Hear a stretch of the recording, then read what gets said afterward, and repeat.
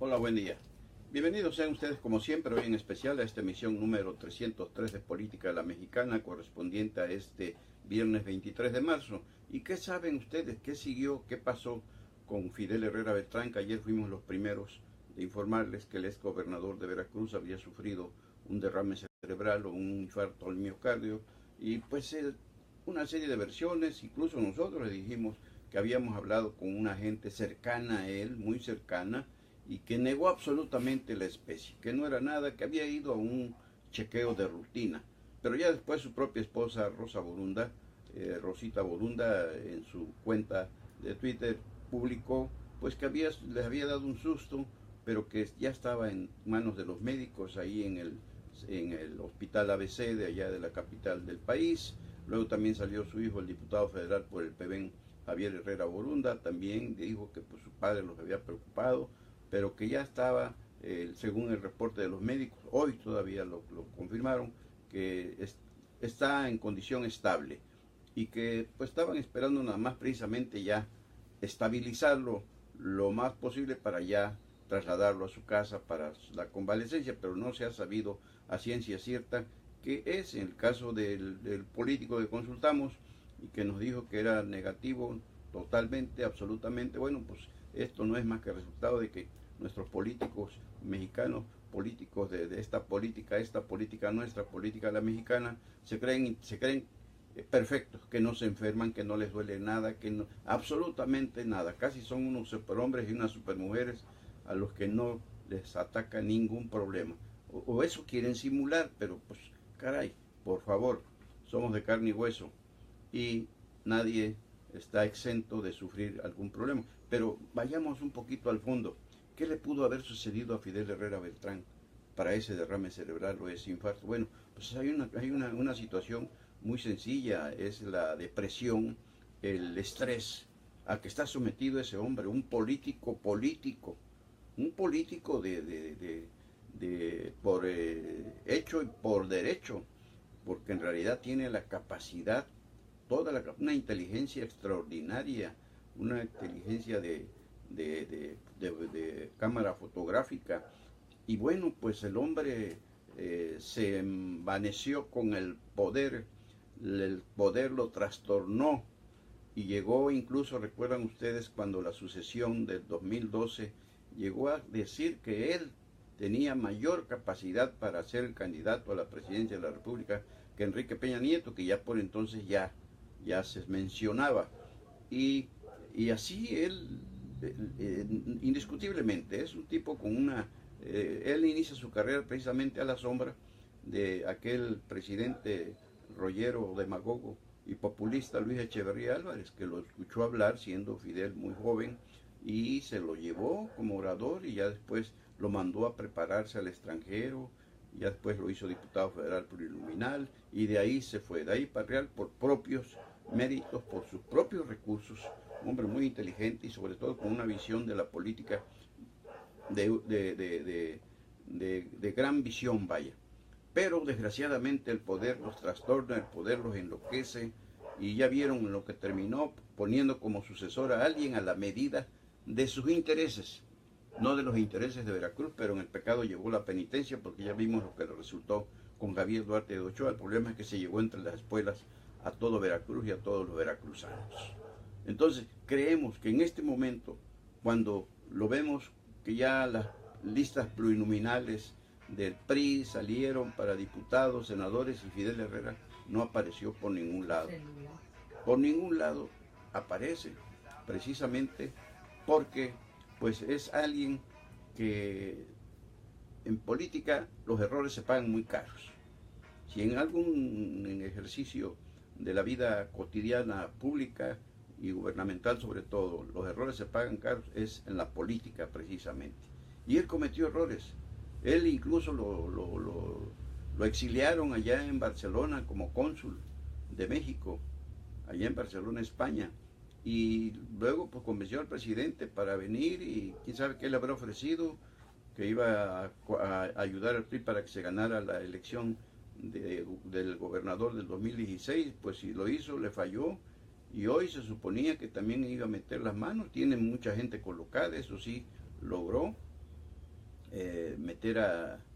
por ejemplo, a María del Carmen Pinete Vargas, que va para una senaduría, y pues esa tiene el sello fidelista, y otros que van para diputados federales. Pero el problema es a él, ¿qué le sucedió? Que él, como lo hemos dicho de López Obrador siempre en el 2006 y 2012, que logró que mucha gente, sobre todo diputados federales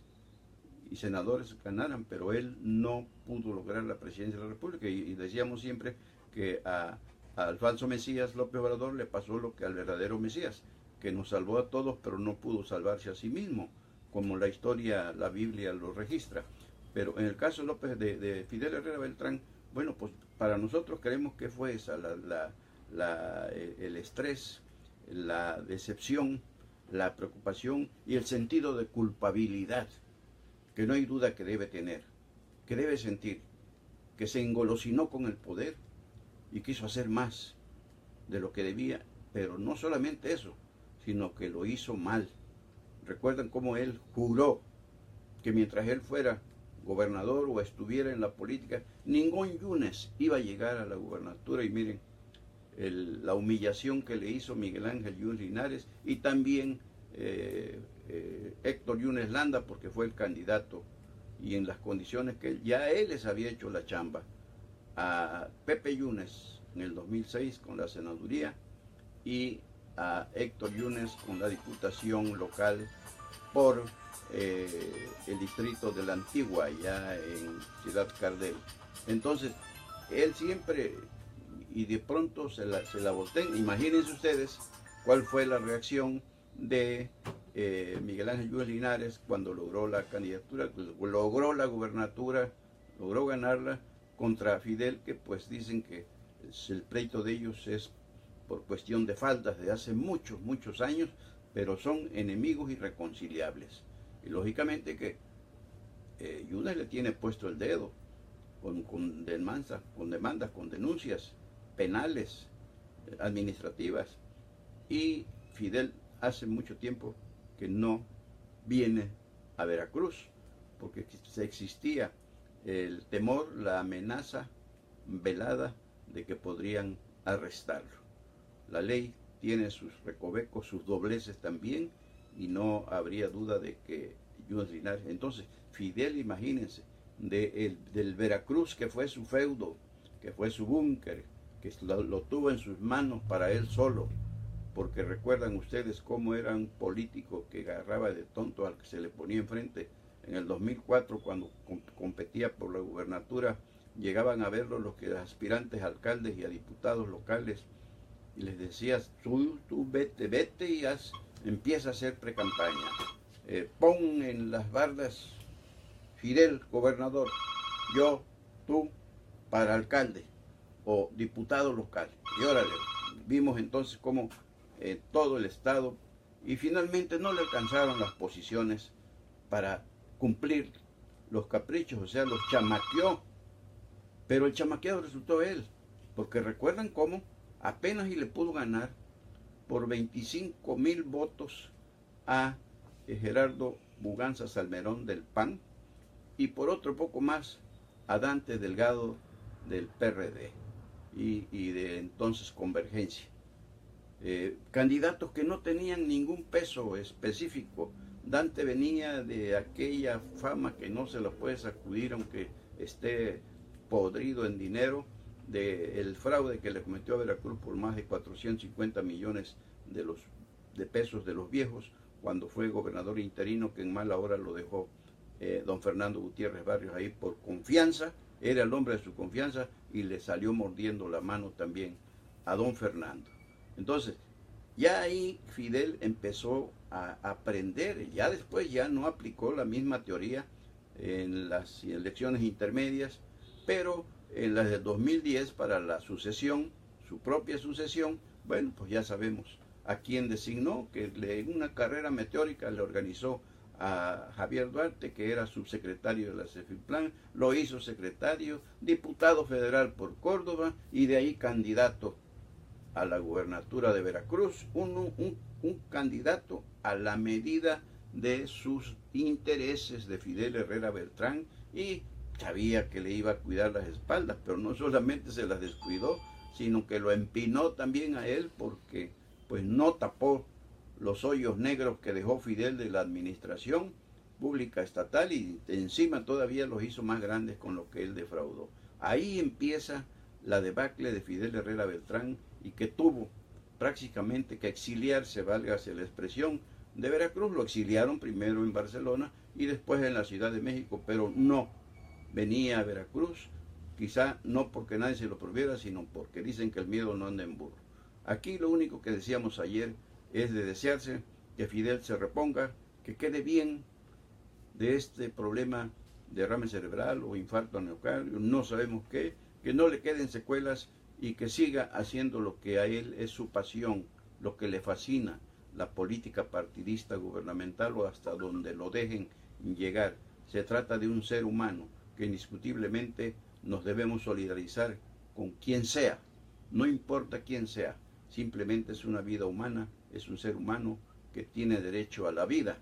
y que en este caso Fidel Herrera Beltrán, pues la historia en su momento habrá de juzgarlo, o ya lo está juzgando tal vez, precisamente por los errores que al amparo del poder, decíamos, que se creen los todopoderosos, que son infalibles, que hasta se sienten bonitos, hasta se sienten los más inteligentes del mundo al amparo del poder, y aquí lo vemos lo que está pasando con Joaquín Caballero Rosiñol, que también creció con mucho esfuerzo en la política. Decíamos cómo lo conocimos a él y a Javier Anaya Ruiz, que ahora es el delegado de Banobras a nivel estatal, allá en el Puerto Jarocho está su sede. Los conocimos cuando andaban pateando latas, pero empezaron a crecer y empiezan a cambiar. Y mire ahorita cómo están las cosas. Contra la pared está Joaquín Caballero Rosiñol, porque ya a estas alturas de haber hecho un buen gobierno en Coatzacoalcos, ya lo hubiese jalado Yunes Linares, porque ya estaban amarrados, ya tenían el compromiso, habían pactado. Y el mismo Joaquín lo adelantó 2 o 3 meses antes de concluir, que en cuanto terminara se podría integrar al equipo del gobernador. No sucedió y ahorita Joaquín, bueno, pues está esperando la sentencia del órgano de fiscalización superior, el ORFES, el Congreso del Estado y hasta donde llega la Fiscalía General del Estado, a la PGR, a la Contraloría. No sabemos porque, según había dicho en su momento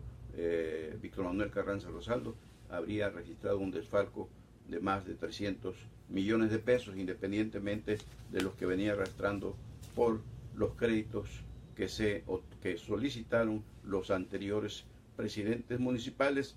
y él mismo. Entonces, he ahí las consecuencias del poder, del ejercicio del poder desventurado, como decía una canción, o dice una canción de Agustín Lara, que confunde a la gente, los hace sentirse, decíamos, intocables, muy listos, muy inteligentes, y pues no hay nada oculto bajo el sol. Nada puede quedar para el olvido, porque menos cuando se trata, en este caso, de dañar, como dañaron la docena trágica a Veracruz, y como dañó, en el caso de Joaquín Caballero Rosiñol, a Coatzacoalcos. Y pues ojalá hacemos votos porque Fidel Herrera Beltrán salga bien librado de esta prueba, de este problema en su salud, y que pronto sepamos que ya está, y seguramente la lección y la que ha recibido lo van a cambiar. Y no, decíamos, no hay duda que es un tipo valioso como político, muy inteligente, un tipo que de veras se la sabe de todas, pero que se exageró, se extralimitó y en el pecado llevó la penitencia. Que se recupere pronto y ojalá tengamos oportunidad de saludarlo en cuanto sea posible, aunque sea por la vía telefónica. Luis Donaldo Colosio Murrieta. ¿Quién no recuerda a este hombre político, el originario de Magdalena de Quino, allá en Sonora, que fue el candidato del PRI a la presidencia de la República en 1994 y andando en plena campaña, un día como hoy, un 23 de marzo, pero desde 1994 allá en una colonia, en un barrio marginado de Lomas Taurinas, allá en Tijuana, Baja California, fue asesinado, fue ejecutado por un sujeto que finalmente a nosotros mismos nos consta cómo primero presentaron una imagen y después otra. Mario Aburto fue el señalado como el que disparó porque habría estado medio trastornado, vayan ustedes a saber qué. El caso es que los cuerpos de seguridad que traía Colosio, tanto federales como del estado de Baja California, no pudieron hacer nada. Dicen, la historia, como decíamos, sigue escribiendo pasajes sobre ese magnicidio y se habla que fue ejecutado por el propio sistema porque el día que leyó su discurso para protestar como candidato del PRI, leyó otro discurso que no era el que le había palomeado Carlos Salinas de Gortari, el presidente de la República en turno, sino el que él quiso redactar para identificarse con México y su problemática y de cómo, qué soñaba Luis Donaldo Colosio. Soñaba con un país, una patria diferente, una patria con justicia en todos sentidos, y lo asesinaron. Hoy es un símbolo para el Partido Revolucionario Institucional. Hoy los candidatos en campaña, precandidatos, empezando por José Antonio Meade Curi Breña, que va por la presidencia de la República, retoman frases de ese discurso memorable e histórico, su último discurso como protestando como candidato, y que repetía mucho de ese proyecto en sus discursos de campaña. Luis Donaldo Colosio fue, según esto, asesinado. En el vuelo que lo trajeron de Tijuana para México, el que lo acompañó fue el entonces gobernador de Sonora, hombre de todas las confianzas por ser hechura, alumno y hechura de don Fernando Gutiérrez Barrios. Él, Manlio Fabio Beltrones Rivera, un político que todavía, que por cierto hoy no quiso con el PRI ni una diputación pluri ni una senaduría pluri. No quiso nada, dijo que él va a trabajar desde otros frentes por su partido, pero ya se habla de que podría ya existir alguna negociación con Andrés Manuel López Obrador, que le habría ofrecido la Secretaría General, la Secretaría de Gobernación. Así es como esa historia de Luis Donaldo Colosio, que cada 23 de marzo ponderan su figura y su discurso que le costó la vida, los priistas. Luis Donaldo Colosio, dicen, fue ejecutado, eliminado por el propio sistema gobernante en ese momento por no convenir a sus intereses. Y hoy inicia la Expoferia. Hoy viene una nueva historia, dicen, porque pues, es la primera de las 4 que le corresponde organizar a Morena, al partido Morena en el poder municipal, con Víctor Manuel Carranza Rosaldo como alcalde, y que dicen que esta de hoy va a ser, que hoy inicia, ya dentro de un momento, ya está, a las 6 cortan el listón inaugural según esto, que va a ser la mejor de la historia. Bueno, pues que no lo digan ellos, mejor que lo diga el pueblo, que es el que va. En todas las demás la ha calificado el pueblo, y esta no podría ser la excepción. Y pues esperemos que tenga éxito, claro, que sea del agrado de la población, sobre todo de los que menos tienen. El acceso va a ser sin costo, va a ser gratis, pero ojalá sí también vigilen que los precios de adentro, sobre todo de los juegos mecánicos, que es lo que llama la atención de las familias, de los niños, y que sean a la medida de los tiempos y no vaya a existir abuso como desgraciadamente en otras ocasiones ha existido, y que también pues en los stands los productos sean también para el alcance, porque los tiempos, decíamos, los tiempos no están para bollos, el horno no está para bollos, los tiempos son difíciles económicamente hablando, y pues al final de la jornada Antes deseamos que haya todo el éxito posible, porque es una fiesta popular indiscutiblemente, que coincide, se empata con la Semana Mayor. Ya el domingo es el Domingo de Ramos, ya formalmente inicia la Semana Mayor, y entonces mucha gente viene de vacaciones y de toda la región, porque es una feria regional, la de Coatzacoalcos, la Expoferia es una feria regional. Entonces incluso de Tabasco, de Chiapas, de Oaxaca, de Puebla, vienen muchos visitantes, y entonces pues hay que cuidar que estos festejos sean sobre todo seguros, y es lo que ha ofrecido el patronato que preside el amigo Tony William Rojas, con el apoyo, por supuesto, del Ayuntamiento Plural que encabeza Víctor Manuel Rosaldo y Víctor Manuel Carranza Rosaldo, y que sea el pueblo el que juzgue este ya tradicional evento, por supuesto, y que sea para bien de la sana diversión de las familias, porque así le quieren dar esa etiqueta, ha declarado Tony Williams, un festejo netamente familiar, y ojalá que lo logren. ¿Y quién es en este momento el foco de atención para la polémica nacional? Bueno, pues si ustedes no opinan otra cosa, pues es Andrés Manuel López Obrador, que de veras que anda prácticamente como un tren descarrilado, vaya. No deja títere con cabeza, y después del remedio de debate en Milenio, donde volvió a ratificar que va contra la reforma energética, contra la educativa, contra el aeropuerto, el nuevo aeropuerto internacional de la Ciudad de México, y pues se le vino el mundo encima, porque ayer que estuvo por acá el presidente de la República por el Día Mundial del Agua, pues le respondió, dijo que es un error gravísimo, que México no puede regresar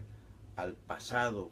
porque eso provocaría una caída tremenda de la economía, más de la que ha caído, porque decíamos, no podría él como presidente López Obrador cambiar las reglas globales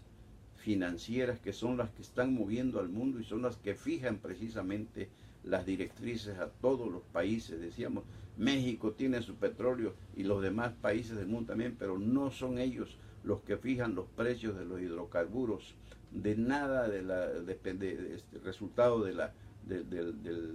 producción energética, sino es el mercado global. Entonces Peña Nieto dijo que no es posible regresar al pasado. Y por el otro, pues ya también los propios empresarios organizados en el Consejo Coordinador Empresarial, pues ya dijeron en cuanto a lo que toca al aeropuerto, que pues qué está pasando, qué va a suceder, que se vayan contra las inversiones extranjeras que están ahí ya en marcha, que ya se han invertido. Ese aeropuerto moderno, de los mejores del mundo va a ser en su momento, y que se va a inaugurar hasta el 2025, imagínense, ni siquiera lo inauguraría López Obrador, de dispensarnos el favor de que continúe como va, porque él ya propuso que no, que va a hacer 2 pistas en el campo militar de Santa Lucía.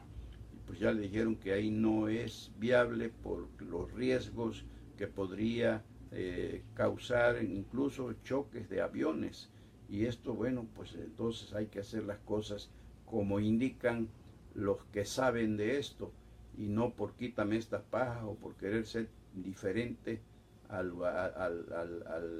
gobierno actual, que es opositor a su partido. Bueno, pues querer cambiar la historia en esa forma, que no es la mejor para que México pues siga saliendo del bache, porque no hay duda que estamos en un bache, pero no será así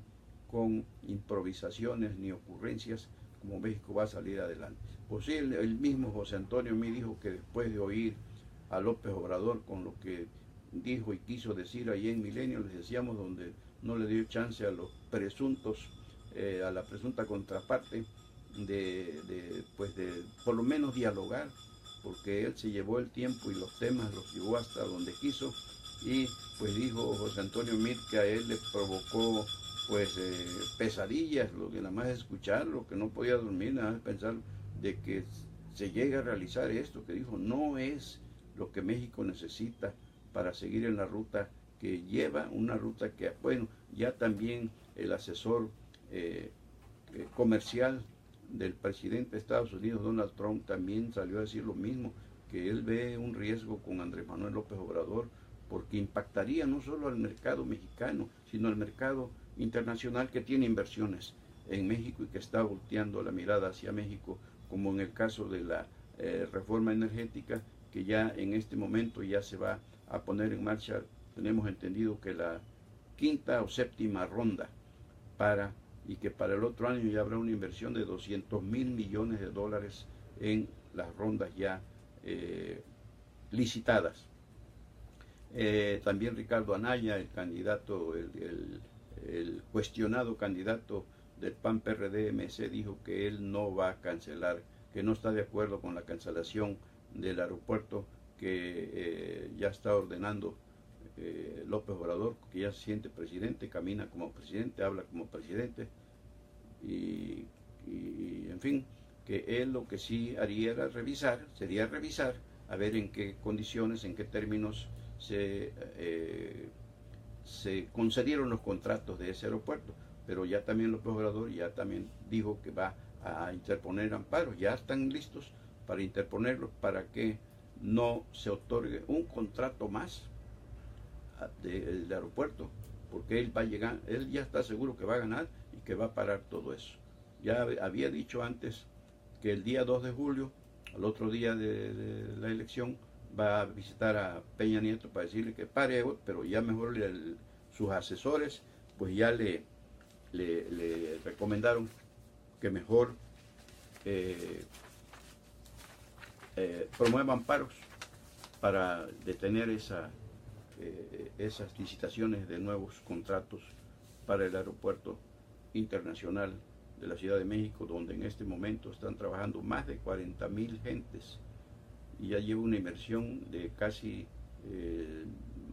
más de 100.000 millones de pesos. O sea, ya hay una inversión ahí extraordinaria. Él dice que no, en sus cuentas alegres. Bueno, él tiene asesores, no hay que culparlo a él, sino a quienes, pues no sé cuál es el objetivo. Él dice que este aeropuerto va a costar 250.000 millones de pesos y que el de Santa Lucía nada más costaría 50.000 millones, o sea, él habla de un ahorro de 200.000 millones de pesos. Bueno, pues que se haga lo mejor, ¿no? Por México, lo mejor por México y para México, no para políticos que andan compitiendo a ver quién hace más tonterías o quién dice más imprudencias o babosadas en su caso, sino que sea para bien de México lo que se proponga, pero que haya consenso, que se platique, que se hable, que se comente, con asesorías de gente que sabe de cada tema y hacer lo que mejor convenga a México, decíamos. Pero en este caso es un tira-tira, es un chacoteo, esa fue la precampaña, eso está haciendo la intercampaña, y esperemos que la campaña no siga igual, porque están tensando los ánimos del pueblo mexicano en todos sentidos, tanto por el temor de lo que pueda suceder, y ya también está metiéndole ruido a los inversionistas extranjeros, a los mercados extranjeros, que siguen confiando en México y que siguen apostándole a México. Entonces, pues ya estamos como Donald Trump, ya ve que hoy dice una tontería y mañana otra, y en fin, la repite, y ya está, ya también en Estados Unidos ya hay un nerviosismo en todos sentidos. Ya los mismos empresarios dijeron con lo del TLC, con México y Canadá, que no vaya a ocurrírsele sacar a Estados Unidos, porque le va a venir un caos tremendo. Ya en estos momentos, por todos los errores que está cometiendo Donald Trump, está en crisis la economía estadounidense, precisamente con los aranceles que está aplicando al acero y el aluminio. Y ahorita tenía pleito con Corea del Norte porque el presidente coreano es igual que él, caprichudo, ignorante y prepotente. Ahora ya le aplicó los aranceles del acero y el aluminio a China, que es uno de los grandes proveedores del mundo, y ya porque dice que el déficit de la balanza comercial con China es de 60.000 millones de dólares anuales, y ya China dijo que también ya le va a empezar a aplicar aranceles a todos los productos que China le compra a Estados Unidos, y ya los productores estadounidenses pues, pusieron el grito en el cielo. Oiga, ¿qué te pasa? Oye, Trump, ¿qué te pasa? ¿Qué te pasa? Vas a afectar. Tú dices que quiere el proteccionismo que está aplicando no es saludable para la economía, le han explicado, porque por estas agresiones al mundo comercial, bueno, pues va a provocar esto, que se encarezca la producción dentro de Estados Unidos y no tengan mercado externo. Y esto va a terminar afectando a el empleo,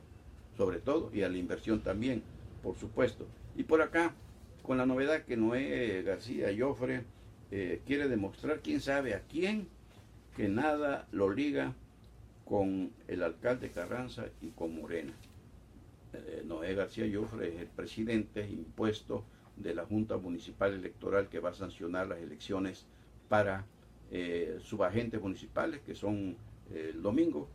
y para agentes municipales que van a celebrarse el próximo 1 de abril. Pues sabemos cómo llegó y fue impugnado, pero fue imposición de Morena, y decíamos que no es nuevo porque el PRI siempre imponía también a todos los funcionarios, como también infiltran al Instituto Nacional Electoral. Ahí estuvo Noé García Jofre y Tania Pamela Mijares Díaz, la hija de doña Raquel Díaz Plaza, que también iba por una regiduría por esa identidad con Morena y que pues no alcanzó, iban a sexta, nada más ganaron 5, y ahora es la directora de Educación Municipal. Bueno, pues ya ahora salió Noé García Jofre a exigirle a Víctor Manuel Carranza Rosaldo, el presidente municipal de Coatzacoalcos, que ya suelte el dinero para la Junta Municipal Electoral, que no le han entregado los recursos, y pues ya están a la vuelta de la esquina la elección de subagentes municipales. Por cierto, que hablando de los agentes municipales, y con esta simulación de Noé García Jofre, que es morenista por donde usted quiera verlo, que jugó para presidente del primer comité municipal de Morena, perdió con Anselmo Secundino Diego, el abogado, y a este le dio palo Rocío, pero porque no le convenía a Rocío que fuera Anselmo Secundino, no a Morena ni a los morenistas, sino a Rocío. Y allá en Villa Allende está compitiendo por la agencia municipal una dupla, un hombre y una mujer. Andrés Acosta Moreno va para agente municipal, y Matilde Izquierdo Fausto, que es hija de los fundadores del ejido Gavilán de Allende, va como suplente. Y fíjense ustedes, en el caso de Andrés Acosta Moreno, se preguntarán quién es, y vale la pena narrarlo, porque su historia es interesante, no hay duda. ¿Quién es Andrés Acosta Moreno? Miren ustedes, aquí algunos de los datos, porque les vamos a dar más información sobre su currículum, muy interesante. Dice él, dice Andrés Acosta Moreno: soy hijo de padres campesinos, originario del extinto ejido Pajaritos, de la entonces congregación Allende del municipio de Coatzacoalcos, y cuyas tierras expropió el gobierno federal para edificar ahí el complejo petroquímico Morelos. Dice esto en 1972. A la edad de los 15 años, Andrés Acosta Moreno dice: me enlisté en el ejército mexicano, y en el año de 1991 ingresé a la Universidad del Ejército y Fuerza Aérea en la capital del país para realizar mis estudios como oficial de materiales de guerra en el área físico-matemáticas. Fungí como segundo comandante del servicio de materiales de guerra en el 6º Regimiento Blindado de Reconocimiento. Fui comandante de pelotón de materiales de guerra en el 27º Batallón de Infantería con cargo de sargento primero. Orgullosamente puedo decir que presté mis servicios en la Secretaría de la Defensa Nacional, Sedena y a México, en diversos cuarteles, regimientos, compañías y zonas militares. Me retiré a la edad de 35 años como teniente de materiales de guerra. Y dice también que estuvo, dice aquí, seguiremos informando porque hay mucho que decir de Andrés Acosta Moreno, que dice que desde el año 2000, aún estando en el ejército, ya realizaba labor social en Villa Allende, en hoy Villa Allende, en coordinación con algunas empresas solidarias para llevar apoyo a instituciones educativas como las escuelas tradicionales de Allende Independencia y Allende Unzaga de la hoy Villa, en fechas especiales con juguetes y balones para las niñas, niños, y durante 4 años consecutivos los apoyé con el salón de eventos para sus festejos de fin de año, de fin de cursos, en un lugar digno. Esta historia continuará. Él es Andrés, precisamente Acosta Moreno, que no dice, ha hecho por Allende sin necesidad de ocupar un cargo público, porque fue miembro del glorioso ejército mexicano, y con esa disciplina que el ejército infunde en sus miembros, en quienes allí están enrolados, bueno, el hombre desde entonces tenía la visión de servir y no servirse de el hoy Villa Allende, al que quiere gobernar, y también desmiente que vaya a renunciar a su intento con Matilde Izquierdo Fausto de guiar los destinos de Villa Allende, y que tampoco va a declinar por ninguno de los otros candidatos. Por hoy es todo. Muchas gracias. Hasta aquí llegamos con Política a la Mexicana, y nos falta algo por aquí, creo que sí, el atorón de los independientes, que ya dijo el Instituto Nacional Electoral, que solo pasó Margarita Zavala, que el Bronco sigue en 3-2 porque le habían descubierto que invirtió 17 millones de pesos cuyo origen cayó bajo el sospechosismo de que hayan sido empresas y no la ciudadanía la que los aportó. Y no obstante, en la revisión que se hizo de las firmas presentadas por el Bronco, que nada más le habían reconocido 835,000, con la revisión se elevaron a 850,000 y únicamente les faltarían 16,523 para cumplir la cuota. Está pendiente, y salió al paso el presidente del INE, Lorenzo Córdoba Vianello, al INE se le acusa precisamente, pero decían, no es su culpa, simplemente está aplicando esa ley, esas disposiciones injustas que votó la partidocracia en el Congreso de la Unión, precisamente para ponerle candados y grilletes a los que quisieran participar en elecciones para cargos de elección popular por la vía democrática. Y pues dice Lorenzo Córdoba que, para acabar pronto, hasta ahorita no hay nada para nadie, independientes o partidocráticos, y que será hasta el 27 de este mes, la víspera del inicio de las elecciones y en plena Semana Santa, cuando se diga quiénes pasan y quiénes no pasan. La situación está bastante interesante. Y por cierto, por si no lo sabían, se lo comentamos y no lo ampliamos, que ¿sabían ustedes que 51 diputados federales de San Lázaro, incluida la extraordinaria representante popular de Coatzacoalcos, que no gestionó ni un clavo para Coatzacoalcos, Rocío Nale García, 51 de ellos pidieron licencia, chapulineros, para saltar hacia otro mecate en busca de un nuevo cargo de elección popular, ya sea por elección, ya sea para alcaldes, diputados locales o para gobernadores incluso. Esa es la partidocracia. Esos son los modernos salvadores de la patria mexicana, que creen que no hay otros más que ellos, y en campaña ofrecen que van a terminar su gestión para que les pueda alcanzar el tiempo para cumplir todos los compromisos contraídos con el electorado, y a la mera hora, en el ejercicio del poder que es para ellos, para su bienestar